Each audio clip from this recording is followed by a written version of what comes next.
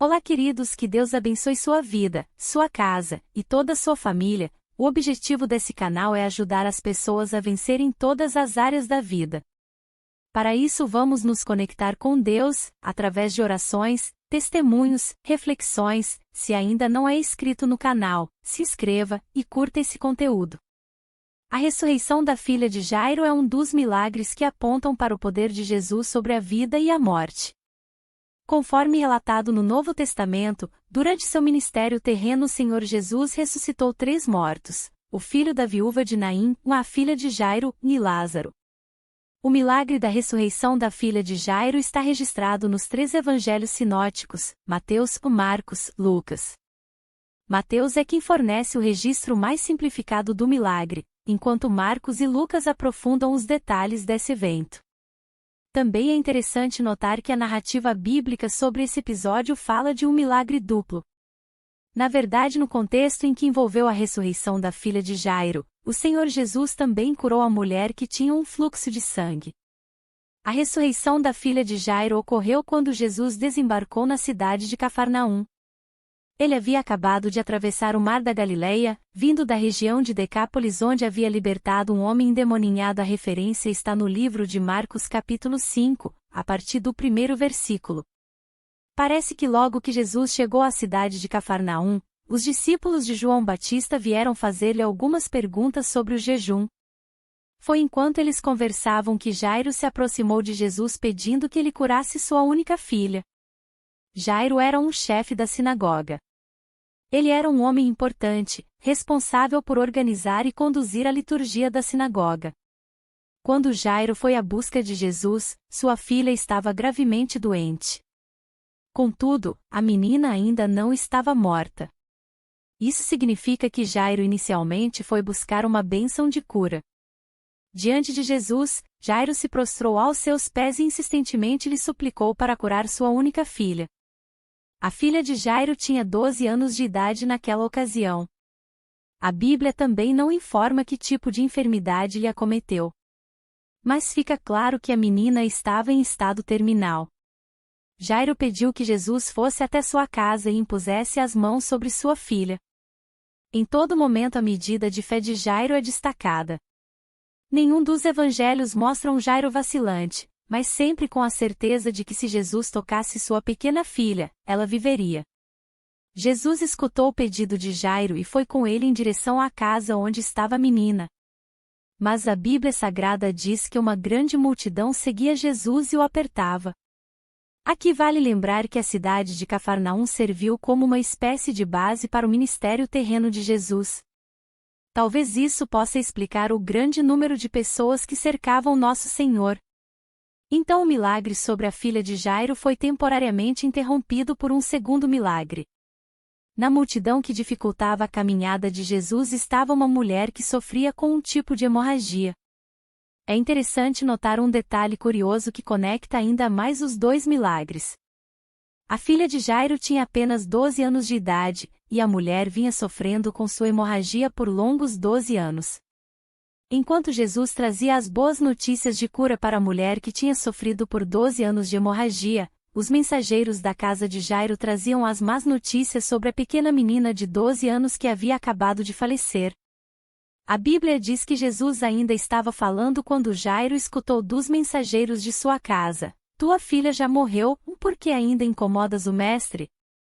Os evangelhos não esclarecem quem eram esses mensageiros. Provavelmente eram parentes ou amigos de Jairo. Mas o que fica claro é que definitivamente eles não acreditavam que aquela situação poderia ser revertida. Enquanto a filha de Jairo estava doente, ainda parecia haver alguma esperança. Mas agora que a morte tinha se confirmado, os mensageiros da casa de Jairo pensavam que não havia mais nada que pudesse ser feito. Realmente, segundo o conceito deles, seria impossível que Jesus pudesse ressuscitar a filha de Jairo. Isto fica claro na pergunta final que eles fizeram a Jairo: "Por que ainda incomodas o mestre?" Sob essa perspectiva, parecia até que a interrupção da mulher hemorrágica tinha tragicamente exaurido as chances de vida da filha de Jairo. Mas a Bíblia diz que Jesus não deu importância para a notícia trazida por aqueles mensageiros. Ao contrário disso, ele confortou o chefe da sinagoga dizendo: Não temas, crê somente. Jesus retomou seu caminho rumo à casa de Jairo, apesar da má notícia. No entanto, antes ele despediu a multidão e os seus discípulos, com exceção de Pedro, Tiago e João. Quando chegou à casa de Jairo, Jesus viu as pessoas que se reuniam alvoroçadas ali. Essas pessoas choravam e pranteavam muito.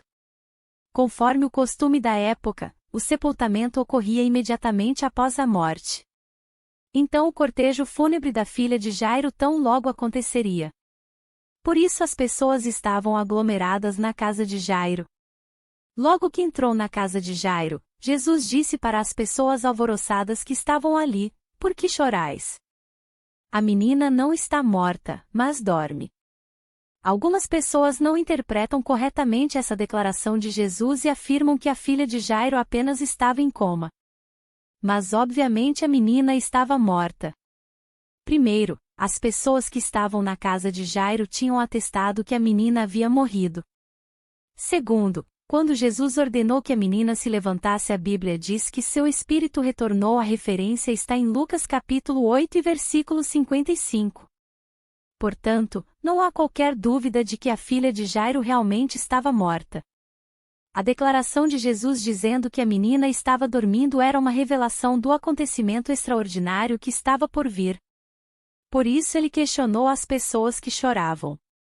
Aos olhos humanos aquela era uma ocasião de lamento e tristeza, mas aos olhos do Filho de Deus aquela era uma ocasião de grande júbilo e contentamento. A filha de Jairo haveria de despertar da morte como quem desperta de um breve cochilo. Também vale notar a aparente falta de sinceridade das pessoas que estavam ali. Quando Jesus anunciou que a menina estava apenas dormindo, as pessoas deixaram de prantear para caçoar dele. A expressão original indica um tipo de deboche.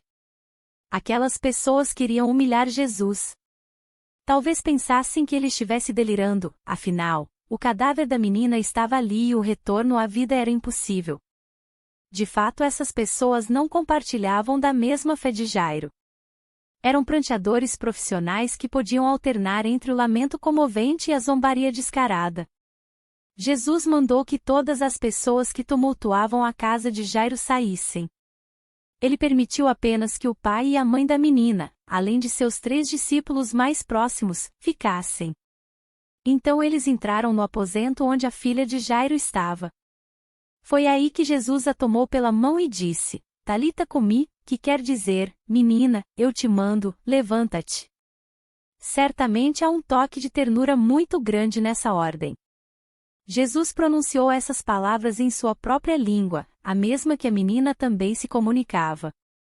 Portanto, provavelmente essas palavras eram as mesmas que a mãe da menina rotineiramente usava para acordá-la.